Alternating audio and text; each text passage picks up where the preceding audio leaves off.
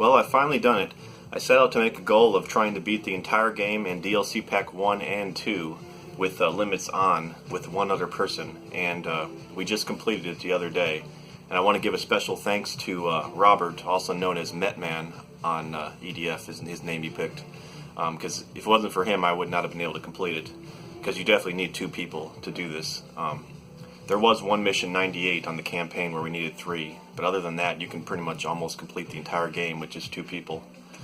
Anyway, I was thinking, since now that I've completed this and played so many hours of this game, I was thinking what I would tell somebody if they just started the game, if there was just a brief overview of what I could tell about each class as far as that would help them out when they started the game.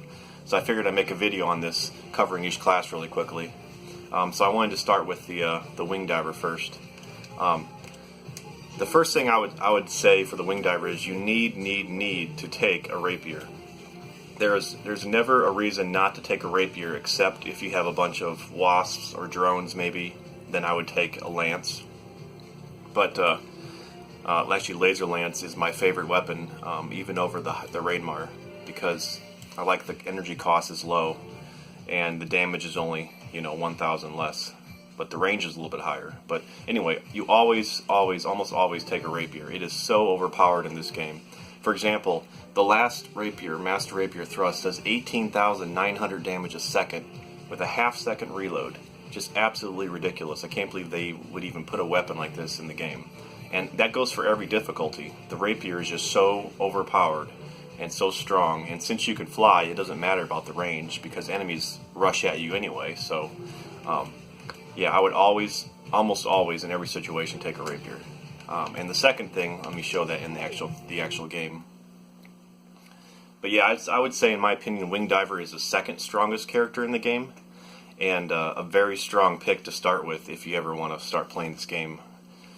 The second thing I would recommend is you need to hop always as a Wing Diver. You need to about fly this high and then let go of the trigger and then land on the ground and then do it again over and over again. And the reason you do this is because the Wing Diver is all about energy on the right side there. So if you're ever out of energy, you're pretty much dead because you'll be hopping around, not able to move. So as long as you can start practicing just constantly flying up a little bit, laying on the ground, flying up a little bit, laying on the ground, then you can almost constantly, depending on the weapons you take, you can just keep fighting forever, indefinitely, and you can keep moving. And that's the key. So that's why I always take a weapon with a magazine, unless you're trying to snipe or there's special missions. But I almost always prefer taking a weapon with a magazine. But yeah, just try to practice hopping relatively high. You want to go about this high and then go down. So otherwise, you won't gain energy. If you go too low, you won't be able to increase your energy. You'll just stay in the same spot. But yeah, those are the 2 things I would recommend. For Wing Diver. Now let me go to the next class. I'll do the Air Raider next.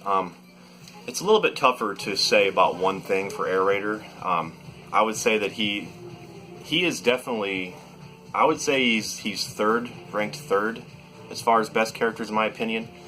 But it's kind of hard to say that because there are some missions you cannot complete without the Air Raider. But the reason I put him third is because he's such a support character.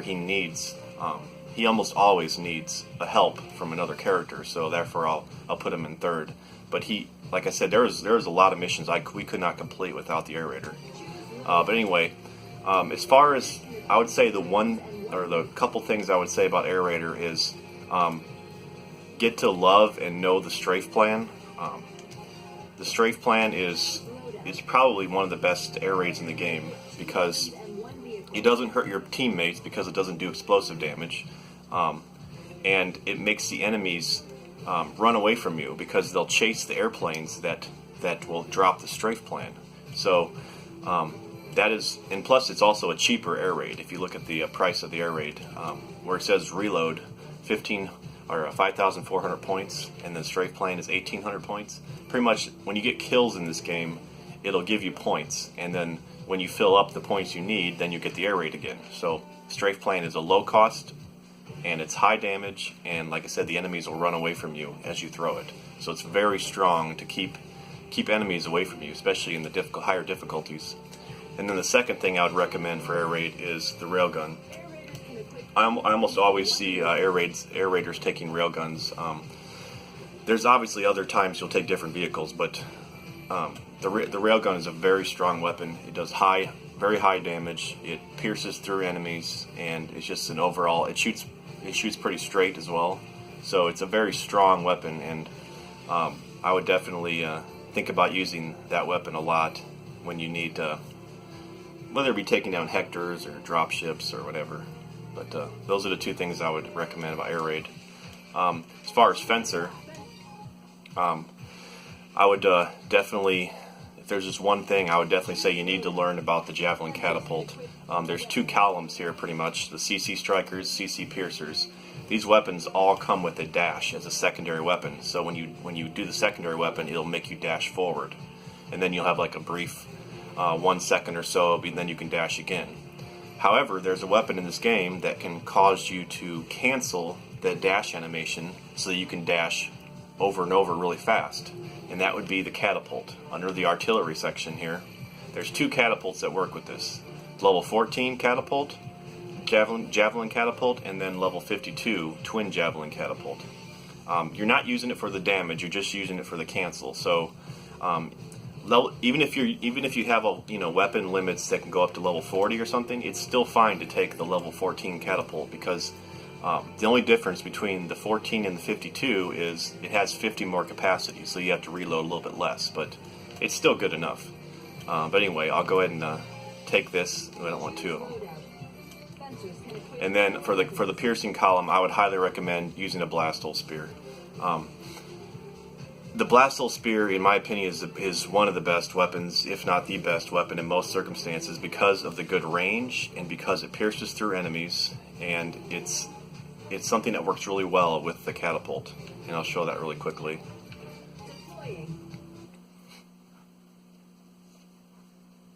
And if you notice on the blast hole spear, there's two shots. The first shot is shorter and less damage, and the second shot is longer range and higher damage.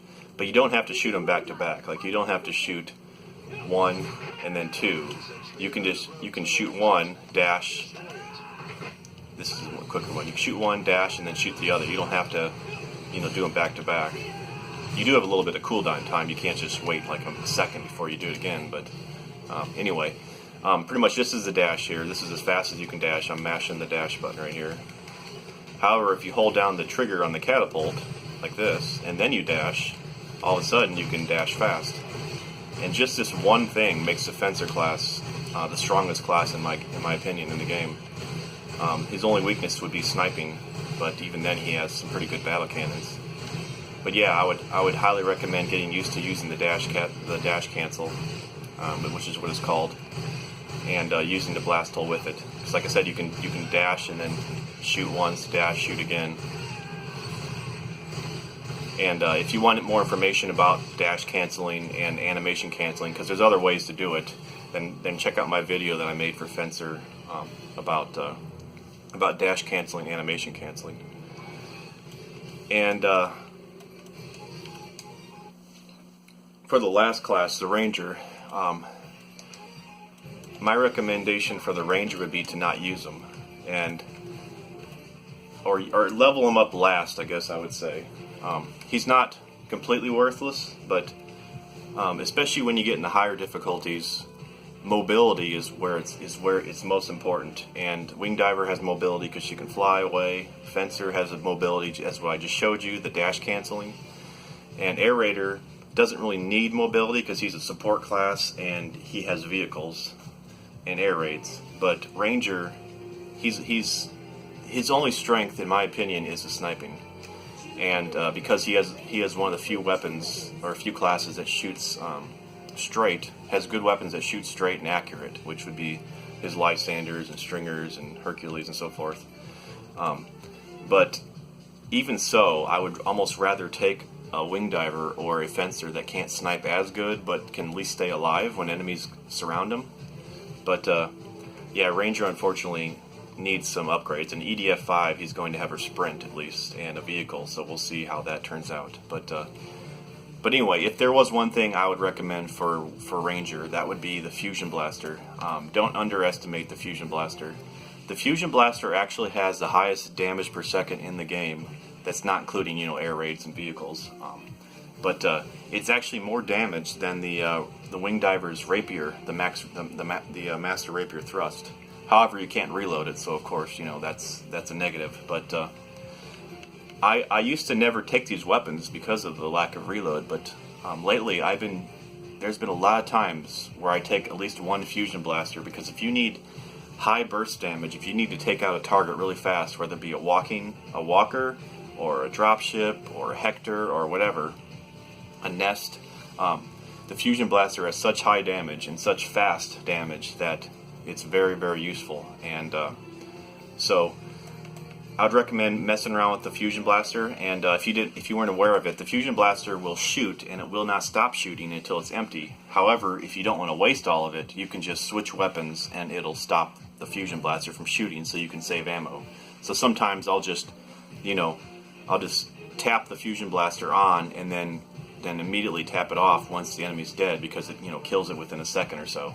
So you can save the ammo, and it has a decent amount of ammo. So, and there's Fusion Blasters, you know, there's quite a few of them. There's 75, 61, and there's 32, and I think there's one more. Yeah, there's a 12. But yeah, that would probably be the one thing I would recommend for Ranger. I guess the second thing, if there was one more thing I would mention, would be the two Lysanders. If you're the main sniper and trying to do damage from far away, you want two Lysanders.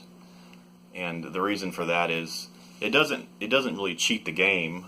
It doesn't make you shoot faster. It gives you the option to shoot more often. So if I have two Lysanders, what I'll do is, you know, you shoot one, switch weapons, shoot the other, switch weapons. So you can constantly be doing, you know, damage with the Lysander. You're not really shooting faster than you normally would if you just had one, but if you're trying to do high damage fast, you can just keep doing this.